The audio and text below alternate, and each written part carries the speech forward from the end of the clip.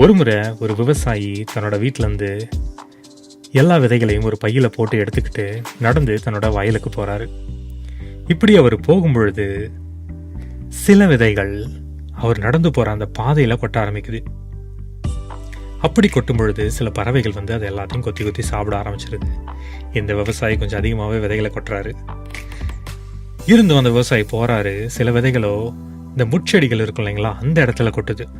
அந்த விதைகளும் வளருது. ஆனால் வளர்ந்தாலும் அந்த முட்கள் எல்லாம் வளர்ந்து அந்த செடியை நாசமாக்கிடுது.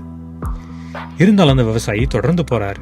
தொடர்ந்து போகும்பொழுது இன்னும் சில விதைகள் கற்பாறைகள் உள்ள அந்த இடங்கள்ல விழுது.